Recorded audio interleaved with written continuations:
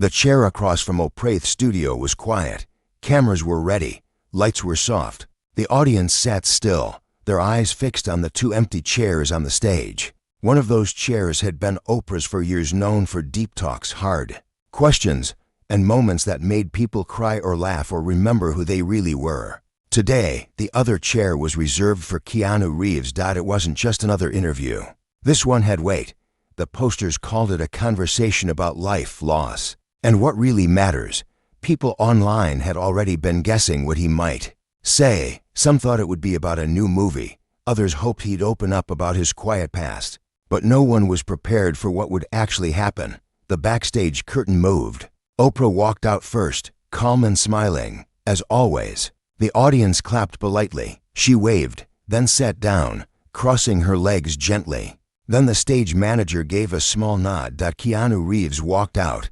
He wore a simple black shirt, jeans and boots, nothing fancy, no makeup, no entourage, just Keanu, with his head slightly bowed, his hands tucked in his pockets. He walked like someone carrying something invisible, something heavy. When he reached the chair, he looked at Oprah and gave a small, quiet smile. She returned it and said softly, "Thank you for being here." He sat down and nodded. "Thank you for having me." The first few minutes were soft. Oprah asked about his recent film, his work with children's hospitals, his quiet donations that most people never heard about. He spoke kindly, but briefly, like someone who didn't like to speak too much about himself. Then Oprah leaned in just a little. "Keanu," she said, "you've been called the most humble man in Hollywood. But what people don't always see is the pain behind your kindness. Would you mind sharing where that quiet strength comes from?" For a moment, Keanu looked down. His hands rubbed together slowly, and then he looked up with eyes that seemed far away. "I think," he began, "a lot of people know me as the quiet guy, the simple guy, but they don't really know why." The room grew still. "When I was young," he said, "I lost people I loved. My dad left. My best friend died. The woman I loved, she didn't make it either." Oprah's expression changed, softer now. "You don't have to share what you're not ready to," she said gently. Keanu shook his head. "No, I want to, because for a long time, I thought being silent was strength, but I've learned that sometimes telling the truth is braver." The audience leaned in without moving. "I remember one night," he said slowly. "I sat alone in my apartment. No lights, no sound, just me and the memories. I thought, maybe this is it. Maybe this is all life has for me." Oprah nodded, her voice barely above a whisper. "What stopped you from giving up?" Keanu took a deep breath. "A letter." Now people sat up straighter. Oprah blinked. "A letter?" "Yeah," he said. "It was left under my door. No name, no return address.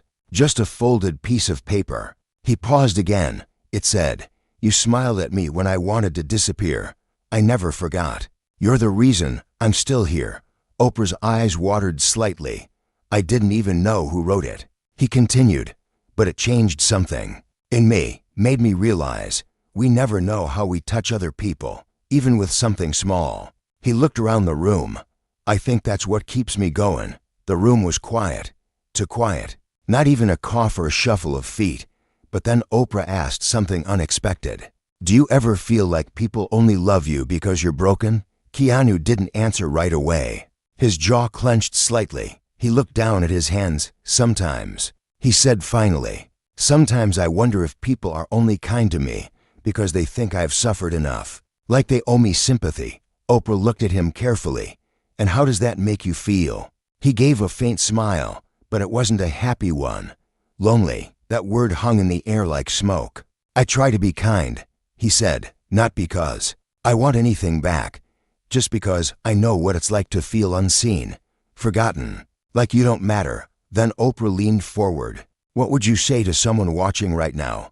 Someone who feels like that?" Keanu looked straight into the camera for the first time. His voice was steady. "You matter. Even if nobody tells you, even if nobody sees it right now, you're still here. And that means something." Some people in the audience were crying. Quietly. Then Oprah asked one final question before the break. "Is there anything you've never said publicly before? Something you've always wanted to share, but couldn't. Keanu hesitated. His fingers trembled slightly. Yes, he said. Oprah nodded. Would you like to share it now? He stood up slowly. His face looked calm, but there was a flicker of something raw underneath. He walked to the edge of the stage. The camera tried to follow, but Keanu turned his back, and in a voice almost too quiet to hear, he said, "Sometimes love isn't enough to save the people we care about, but we can still live in a way that honors them." Then he wiped his eyes, turned, and walked off stage. The room was frozen. Oprah didn't speak. The cameras didn't cut. No one clapped, because they all knew something real had just happened. And the interview wasn't over. Not even close. Asterisk behind the curtained camera feed cut to black after Keanu walked off stage. Inside the studio, people looked around, unsure of what to do. The producers whispered into headsets. Crew members held still, waiting for Oprah's signal. But Oprah didn't move. She sat in her chair, her hands folded, her face calm but deeply thoughtful. The audience was silent. No one dared to speak first. Finally, Oprah looked into the camera and said, "We're going to take a short break. We'll be right back." But backstage, there was no break. Keanu was standing in the hallway near the dressing rooms, his hand resting on the wall. His head was bowed, and his breathing was uneven. A production assistant approached carefully, holding a bottle of water. "Mr. Reeves, are you okay?" Keanu didn't look up right away. When he finally did, his eyes were glassy. "I'm fine," he said quietly. "Just needed a moment." He took the water, thanked her, then sat on a bench nearby. He didn't speak to anyone, didn't check his phone, just sat in the quiet. Minutes passed. Then Oprah came out from the stage. She walked over slowly, gently, and sat beside him. "I'm sorry if I pushed too hard," she said. "That wasn't my intention." Keanu shook his head. "You didn't push. You just opened a door I keep locked." Oprah placed a hand over her heart. "I understand that." He finally looked at her. "I wasn't going to cry. I didn't want to. But something about the way you asked that last question, it made me think of her." Oprah nodded. "Jennifer." Keanu nodded back. He took a deep breath and said, "No one ever really asks me about her. It's always about the movies, or the money, or the mystery of me being so quiet. But Jennifer, she was the one who knew the real me, the part that doesn't belong on magazine covers." Oprah waited, letting the silence hold space for him. We're going to have a baby," he whispered. "We picked a name, bought clothes, decorated a little room in the apartment." His voice cracked, but then nothing went the way it was supposed to. He looked away, trying to stay composed. "First we lost the baby, and then I lost her." Oprah placed a gentle hand on his shoulder. "You've carried so much." "Yeah," he said, almost to himself, "and I didn't know what to do with it. So I just worked, and stayed quiet, and tried not to feel too much, but it always comes back." Oprah asked softly, "Have you ever told anyone the full story?" Keanu shook his head. "Never like this. Would you want to?" He looked up, then stood slowly. "Yes, but only if we do it differently." "How?" He looked her in the eyes and said, "I don't want to sit on that stage like I'm something special. I want to sit in a circle with people who've been through real grief. I want to listen to them too, not just be listened to." Oprah smiled. "That's powerful."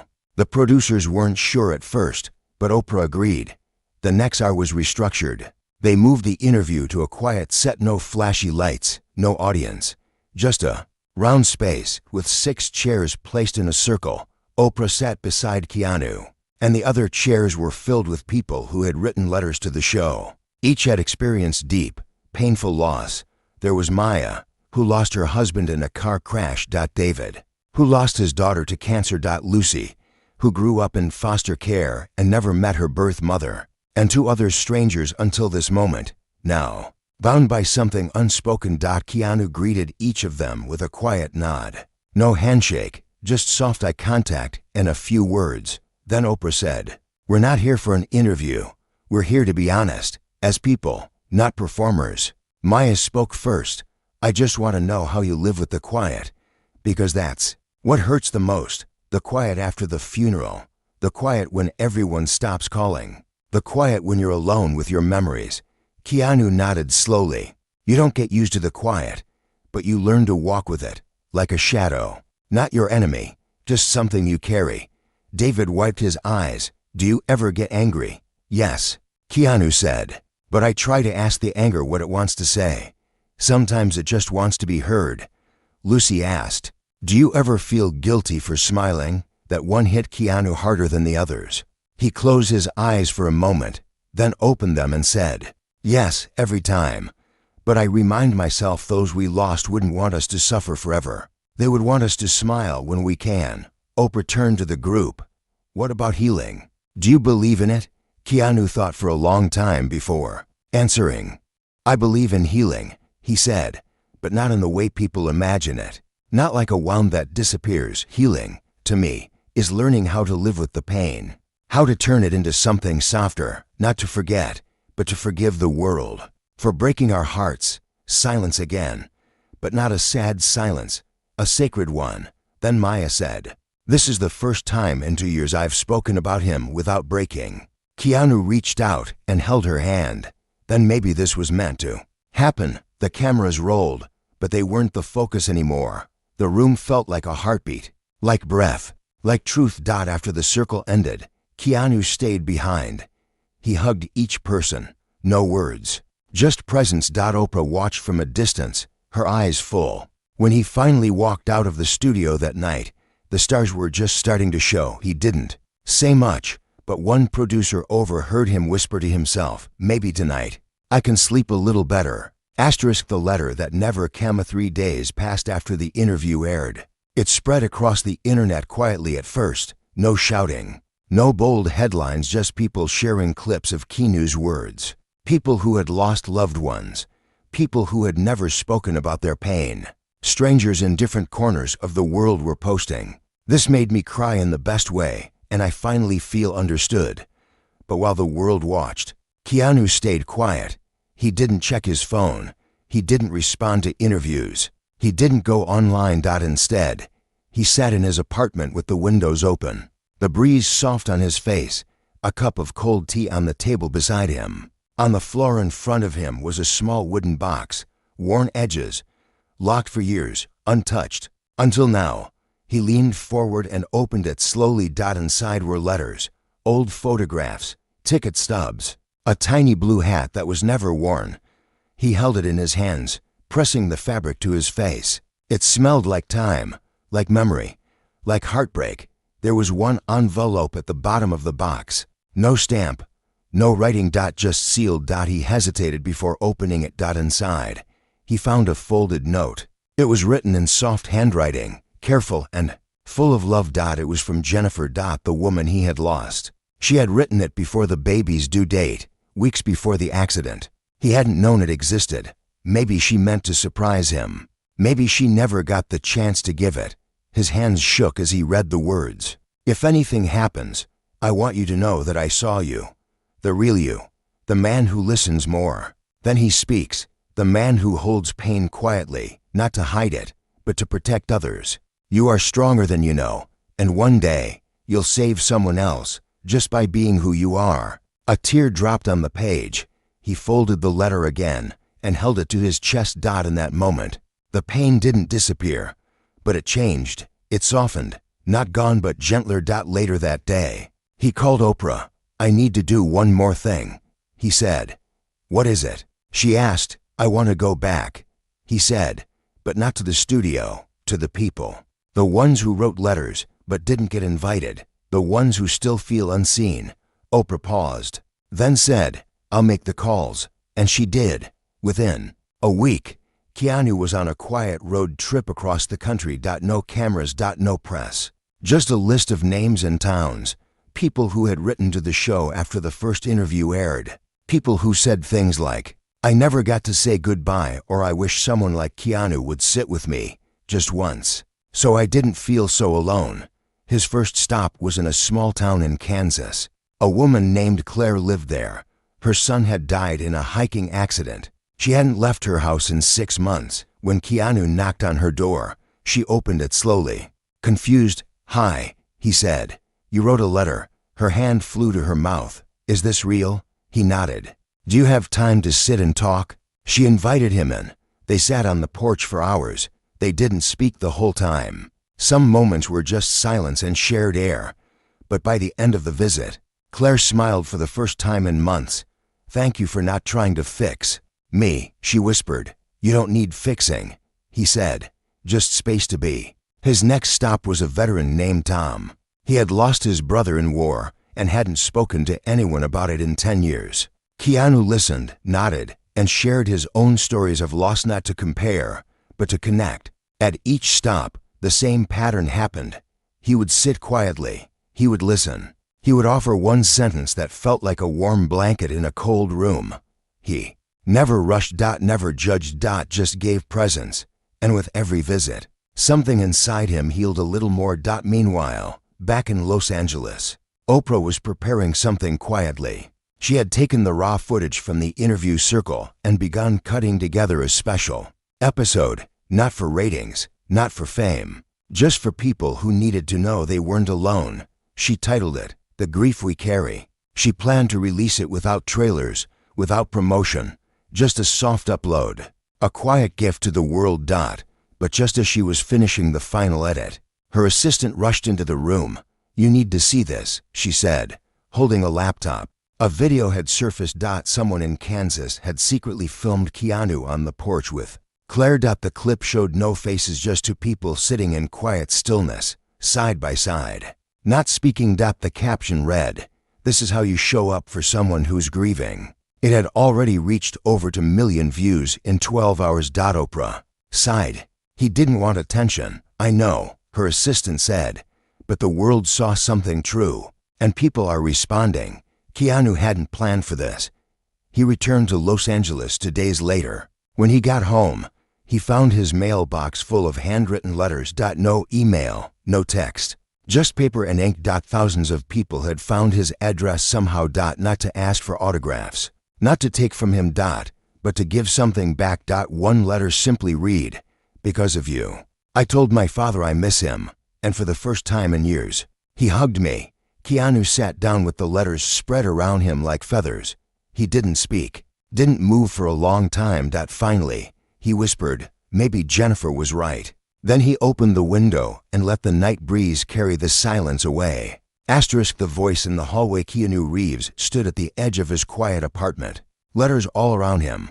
The soft hum of the city outside felt far away, like a whisper behind glass. The lights were low. His phone buzzed for the 5th time that evening, but he didn't pick it up. His mind was still with the people he had met across the country. Claire, Tom, Maya.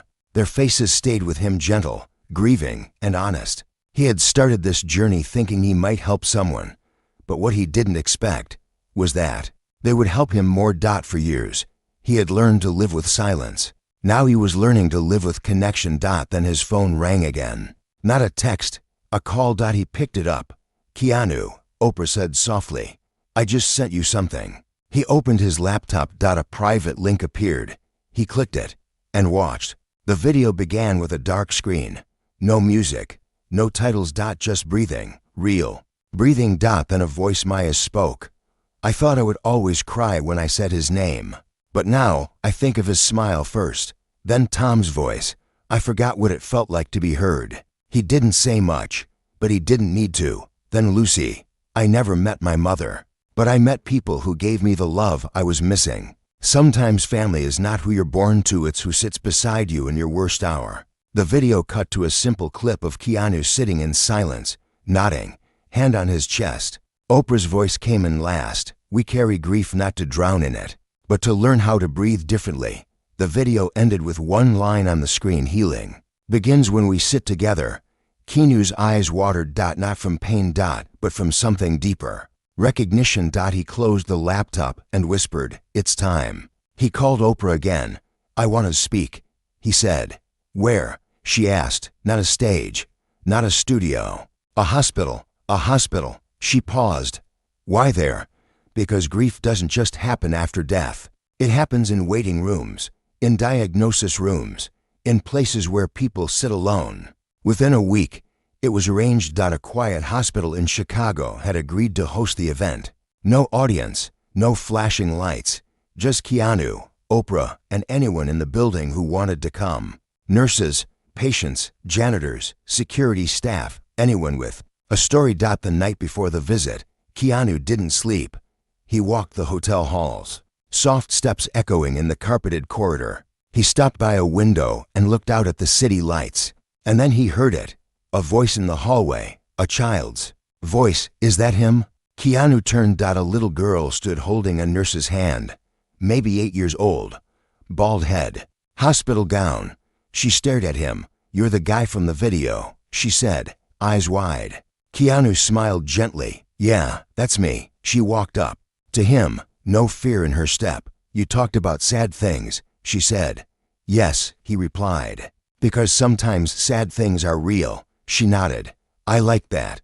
He crouched down. What's your name? Emily. Hi, Emily. She looked at him carefully. My mom cries when she thinks I'm sleeping. Keanu's eyes softened. I know what that's like. Can you tell her it's okay? Emily asked. He blinked. You want me to talk to her? Emily nodded. So the next morning, before the hospital event, Keanu found Emily's mother in the pediatric ward. She was sitting alone by the window, staring at a photograph in her lap. Keanu approached gently. Hi, I'm Keanu. She looked up, startled. Then tears filled her eyes. My daughter told me you would come, she whispered.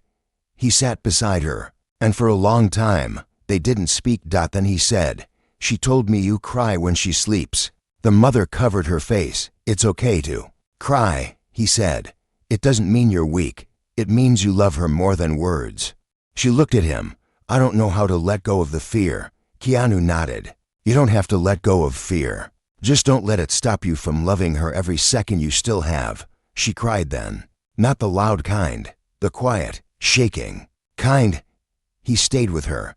And when he left that room, something in him had shifted again. At noon, the hospital event began.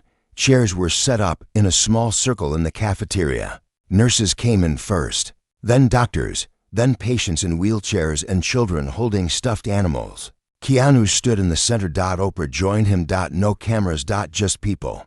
Keanu spoke softly. We are all carrying something. Fear, sadness, guilt, memories, and for a long time, I thought carrying it alone was strength, but I was wrong. He looked at the people. Strength is saying, I'm still here. Strength is sharing the weight with someone else. Oprah added, this is a space for your stories. 2, we're here to listen. And one by one, people spoke. A nurse who lost her sister to cancer. A father who hadn't spoken to his son in 6 years. A teenage boy whose best friend had taken his own life. And with every word, something amazing happened. The air grew lighter, not because the pain disappeared, but because it was shared. Keanu didn't speak again for a long time. He just sat and listened. At the end, a young doctor stood and said, this was the first time in my career I felt like my emotions weren't weakness. Keanu walked over and hugged him. And that moment became the heartbeat of everything he was trying to build. Later, as he stepped outside into the evening air, a small group of hospital staff followed him. One of them, a janitor named Rob, said, you gave us something more than words today. Keanu turned and smiled. I just showed up, he said. You're the ones who opened the door. He looked up at the sky. And for the first time in years, he felt peace. The chair left empty. Days passed after the hospital visit, but the feeling stayed with Keanu like a soft echo. Not loud, not overwhelming, just always there. He had spoken to strangers, sat in their pain, and helped carry it for a little while. And somehow, by doing that, his own sorrow had grown quieter. Not gone, just quieter. He returned to Los Angeles with a clearer heart. But when he entered his apartment, it felt different, not because anything had changed, but because he had. He took off his shoes, walked to the living room, and stood in front of the same wooden chair he always sat in, the one he had read letters from, the one he had cried in, the one he had used as a place to disappear when things got too heavy. But this time, he didn't sit in it. He walked past it, because now, he didn't need to hide. That night, he sat at his desk and began writing. Not a movie script, not a journal entry, but a letter, his first public letter. He wrote slowly, choosing each word with care, not trying to sound wise or deep, just honest. The letter read, "To anyone who feels alone, I know that feeling. I've lived with it more than I like to admit. Some nights, it felt like silence was my only friend. But silence doesn't heal. Connection does. Not noise, not applause, real connection. Someone who sees you and stays. You don't have to be famous to matter. You don't have to be strong all the time. It's okay to feel broken. It's okay to rest. But please don't disappear. The world needs you, even if it doesn't say it loud enough." With quiet respect, Keanu he sent the letter to Oprah that same night. She read it aloud on her podcast the next morning. Millions of people listened. And the next thing that happened was something no one expected, not even Keanu. Letters started arriving again. But this time, they weren't only stories of grief, they were stories of survival. One girl wrote, "I was going to end it all. Then I heard your words. Now I'm holding on." A man said, "I forgave my father after 20 years. Your video made me see how short life is." A nurse from Romania wrote, "I sat beside a dying patient last night. I played your interview." She smiled. Keanu read them slowly, one by one. But one letter changed everything. It came in a small white envelope, handwritten with uneven edges. It wasn't from a fan. It wasn't from a stranger. It was from someone he hadn't spoken to in over 15 years. His sister. They had grown distant, not from anger, but from space, from time, from two lives walking in separate directions. She had her struggles. He had his. They had learned to survive in different ways. Her letter said, "I saw you on TV. I cried. Not because I was sad, but because I remembered the brother I used to laugh with. I miss that. I miss you. Can we talk again? Not about the past, just as siblings." Keanu held the letter to his chest. He didn't cry this time. He just closed his eyes and whispered, "Yes, that weekend, he met her for tea in a quiet garden cafe. No cameras, no pressure. Just two people, starting again. They laughed. Not loud. Not wild. But real. And something inside him began to heal that no public interview ever could. Meanwhile, Oprah had been planning something quietly. Something personal. She invited Keanu to one final sit-down. Just the two of them. No audience. No scripts. Only one question. "What have you learned since you walked off my stage that day?" Keanu thought deeply before answering. "I've learned that grief doesn't want to be solved. It wants to be shared." Oprah nodded slowly. "I've learned that kindness isn't weakness, and silence isn't peace." He continued, "You can only heal when you let someone in." Oprah leaned in. "And have you?" "Yes," he said. "For the first time in a long time, I've let people in." He paused. "And now, I'm ready to give something back." Oprah smiled gently. "What do you mean?" "I want to start a foundation," he said. "Not in my name, not for press. Just a quiet place where people can find someone to sit with them, talk, listen, cry. Just be with them in the pain." He pulled out a folded paper. "I want to call it the empty chair." Oprah's eyes softened. "Why that name?" Keanu looked at her with quiet truth. "Because everyone who's lost someone has an empty chair in their heart. And sometimes, we just need someone to sit beside it with us." The foundation launched 3 months later. No big ads. Just a small website. And a promise. You won't have to grieve alone. Hundreds of volunteers signed up. Counselors, retired nurses, veterans. People who had lost and learned how to hold space for others. And slowly, quietly, the world changed. Not because of fame, not because of money. But because of one man who stopped hiding his grief and helped others carry theirs. And somewhere, in a hospital room, a little girl named Emily watched a video with her mom and whispered, "He kept his promise." The seat beside you. It had been 1 year since Keanu Reeves walked off that interview stage. 1 year since he cried in silence, opened his heart to the world, and started a quiet movement that no one saw coming. There were no flashing headlines anymore, no viral clips, no trending tags. But something far more powerful had taken root. Connection.